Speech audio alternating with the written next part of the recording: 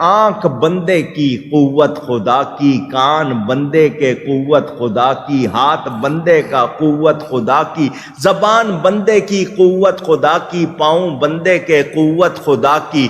پھر وہ بندہ دور و قریب دیکھتا سنتا تصرف کرتا ہے، بیٹھا ہو بغداد میں دریا میں ڈوبتے جہاز کو پار لگا دیتا ہے۔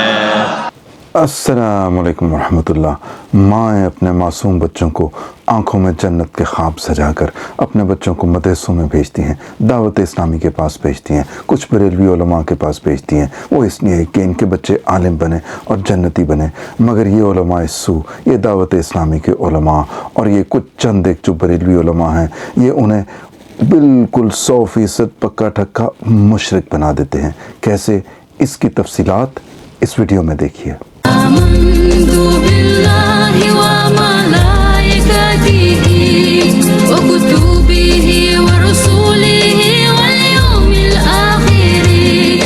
ہمارے نزدیک جو ہمارا مذہب مہذب اہل سنت و جماعت ہے، جو ہم اولیاء کرام کے ماننے والے ہیں، ان سے اکتساب فیض کرنے والے لوگ ہیں، جو ان سے استعانت کے قائل ہیں، کسی کو مشرک بنانا اتنا آسان نہیں ہے، اس لیے کہ سورہ فاتحہ جو ہے وہ حفاظت کر رہی ہے توحید کی۔ اس میں اللہ سبحانہ وتعالیٰ سورہ فاتحہ میں بتاتے ہیں کہ اللہ سبحانہ وتعالیٰ تمہید ہے کہ اللہ سبحانہ وتعالیٰ مہربان ہے، رحیم ہے، قیامت کے دن کا مالک ہے۔ اور ایک عقیدہ جو دیا گیا یہاں پہ، عقیدہ وہ یہ ہے کہ ایاک نعبد و ایاک نستعین، تیری ہی عبادت کرتے ہیں، تجھ ہی سے استعانت کرتے ہیں۔ ایاک نستعین، استعانت۔ تو مشرک بنانے کے لیے اس آیت کے خلاف، اس آیت کے الٹ عقیدہ بنانا پڑے گا۔ اس کا مطلب یہ ہے ایاک نعبد کہ یا اللہ تیری ہی عبادت کرتے ہیں، یہ نہیں ہے کہ تیری بھی عبادت کریں گے، اوروں کی بھی عبادت کریں گے، شرک ہو جائے گا۔ اسی طرح استعانت میں تجھ سے بھی استعانت کرتے ہیں اور اوروں سے بھی استعانت کریں گے، یہ شرک ہو جائے گا۔ تیری ہی عبادت کرتے ہیں اور تجھ ہی سے مدد مانگتے ہیں، یہ ہے توحید۔ اس آیت کے عقیدے کے خلاف عقیدہ بنانا پڑے گا کسی کو مشرک بنانے کے لیے۔ اور دیکھیے یہ کہہ رہے ہیں کہ ہمارا جو ہے مذہب مہذب، جو کہ اصل میں مذہب غیر مہذب ہے۔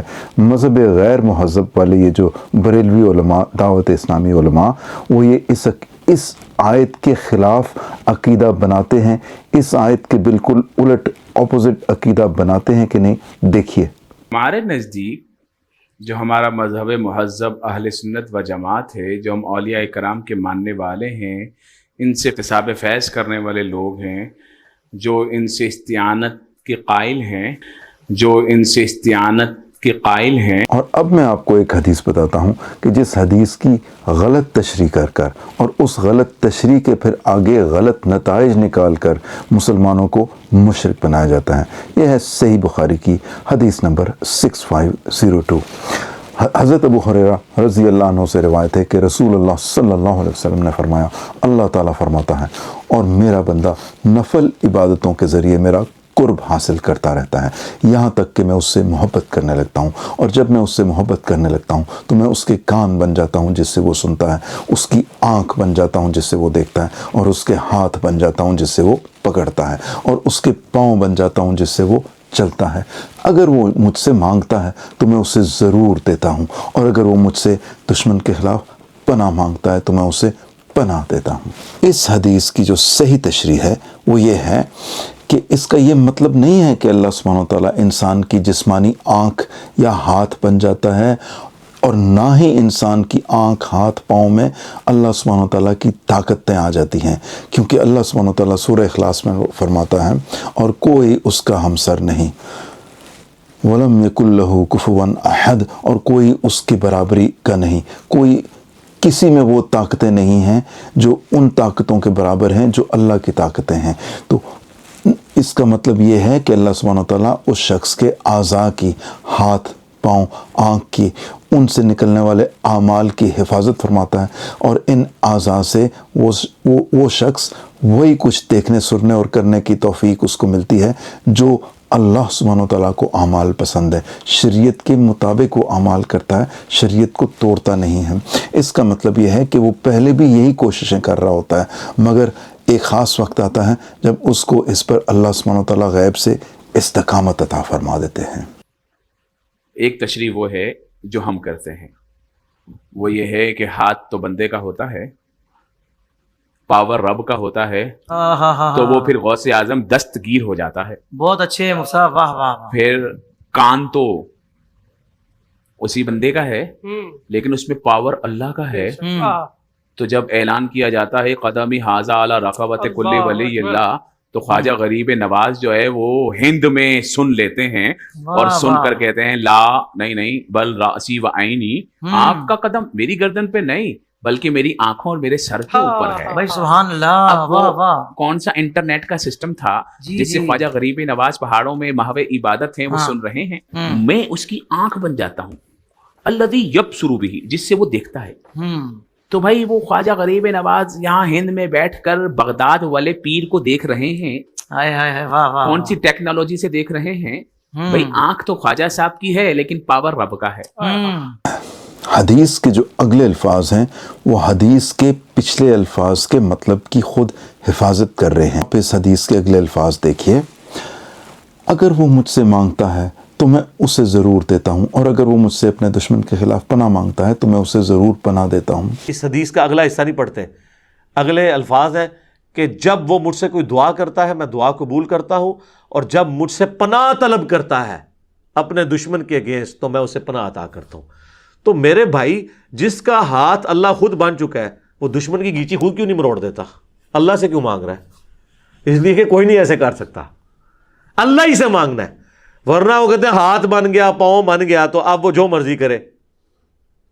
تو یہ بات ہو رہی ہے محاورتاً، اور آگے الفاظ حدیث کے اس کی حفاظت کر رہے ہیں۔ کنت سمعہ الذی یسمع بہ، پھر اللہ فرماتا ہے اس کے کان میں بن جاتا ہوں جس سے سنتا ہے، پھر اس کی آنکھ میں بن جاتا ہوں جس سے دیکھتا ہے، پھر اس کی زبان میں بن جاتا ہوں جس سے کلام کرتا ہے، اس کے ہاتھ میں بن جاتا ہوں جس سے پکڑتا ہے، اس کے پاؤں میں بن جاتا ہوں جن سے چلتا ہے۔ کیا مطلب؟ بندہ خدا نہیں بن جاتا، خدا بندے میں داخل نہیں ہو جاتا، بندہ بندہ ہی رہتا ہے، مگر ہوتا کیا ہے؟ آنکھ بندے کی قوت خدا کی، کان بندے کے قوت خدا کی، ہاتھ بندے کا قوت خدا کی، زبان بندے کی قوت خدا کی، پاؤں بندے کے قوت خدا کی۔ پھر وہ بندہ دور و قریب دیکھتا، سنتا، تصرف کرتا ہے، بیٹھا ہو بغداد میں دریا میں ڈوبتے جہاز کو پار لگا دیتا ہے۔ جب شرک مشرک بنانے کے راستے پر اتنا سفر طے کرا دیا جاتا ہے، یہ دعوت اسلامی والے اتنا سکھا دیتے ہیں، تو اس کے بعد اگلا قدم کیا ہے؟ اس کے بعد آگے بتاتے ہیں کہ چونکہ اولیاء کرام میں دیکھنے کی طاقت، سننے کی طاقت، ان کے ہاتھوں میں اللہ کی طاقت، اللہ سبحانہ وتعالیٰ کی طاقتیں ان کے پاس موجود ہیں، تو لہٰذا تم کسی بھی ملک سے، کسی بھی شہر سے، کسی بھی جگہ کوئی بھی ضرورت پڑے تو ان کو پکارو، ان سے دعا مانگو، ان سے استعانت کرو۔ استعانت کا مطلب ہے دعا، اور تعاون کا مطلب ہے جو لوگ ہم ہر روز سارے کے سارے مسلمان ایک دوسرے سے مدد مانگتے ہیں، یہ چیز مجھے دے دو، پانی مجھے دے دو، یہ مجھے دے دو، وہ تعاون ہوتا ہے۔ تو استعانت یعنی کہ غیب میں جب کوئی بھی آپ کے سامنے نہیں ہے اور آپ مصیبت میں گھر گئے ہیں، تو آپ جو دل میں پکاریں یا دعا کر کے آپ پکاریں، اس پکار کو استعانت کہتے ہیں۔ تو جب استعانت، یہ پھر یہ علماء سکھاتے ہیں، علماء سو، کہ چونکہ ان اولیاء کرام کے پاس اللہ کی طاقتیں آ جاتی ہیں، تو اب اللہ کی کوئی خاص، اب اللہ کی کیا ضرورت ہے؟ ڈائریکٹ ان اولیاء کرام کو پکارو، ان سے استعانت کرو، اپنی حاجتیں جو بھی ہیں ان کے سامنے رکھو، اور یہ پھر تمہاری حاجتیں تمہارے ہاتھ نیچے آنے سے پہلے، دعا والے جو ہاتھ ہیں، تمہارے ہاتھ نیچے آنے سے پہلے یہ تمہاری حاجتیں، ضرورتیں ساری کی ساری پوری کر دیں گے۔ نعوذ باللہ، یہ آپ خود دیکھ لیجئے ویڈیو میں۔ غوث پاک سے اگر آپ مدد مانگ لے تو کوئی شرک کی بات نہیں ہے، کوئی بدعت کی بات کوئی حرام کی بات نہیں ہے. اولیاء اللہ سے مدد مانگنا آپ براہ راست سرکار سراج الدین جنیدی کے دربار میں کھڑے ہو کر آپ سرکار سراج الدین جنیدی سے کہیں, براہ راست کہیں, آپ براہ راست کہیں آپ سرکار سراج الدین جنیدی سے, سرکار بندہ نواز سے, سرکار غریب نواز سے, سرکار غوث اعظم سے, پیارے آقا صلی اللہ علیہ وسلم سے براہ راست کہیں سرکار آپ کا غلام آپ کے دربار میں آیا ہے, میرے آقا غلام پر نظر کرم فرمائیے, غلام بے اولاد ہے اولاد والا بنا دیجئے. براہ راست کہیے, خدا کی قسم اس میں کوئی شرک, خدا کی قسم نہیں ہے. اکثر یہ دیکھا گیا ہے کہ اولیاء مزارات کے حاضری کے وقت اکثر لوگ مزار سے ڈائریکٹ مانگتے کہ مانگنا درست ہے. کیا غوث پاک سمجھ میں نہیں آتا, یا اولیاء کرام, تو یوں مطلب ولیوں سے بھی اگر کوئی ڈائریکٹ مانگتا ہے تو اس میں کوئی حرج نہیں ہے.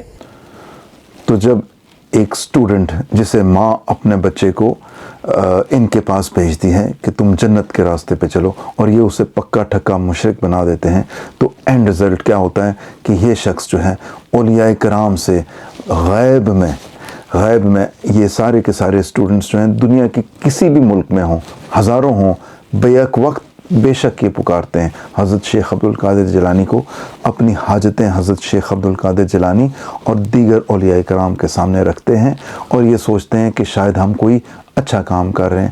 مگر یاد رکھیے, اللہ سبحانہ و تعالیٰ کے علاوہ کسی اور سے استعانت, کسی اور سے دعا شرک ہے, اور ہمیں وہی عقیدہ اپنانا ہے کہ جو سورہ فاتحہ ہمیں سکھاتی ہے, ایاک نعبد و ایاک نستعین, یا اللہ تیری ہی عبادت کرتے ہیں اور تجھ ہی سے استعانت کرتے ہیں, تجھ ہی سے دعا کرتے ہیں.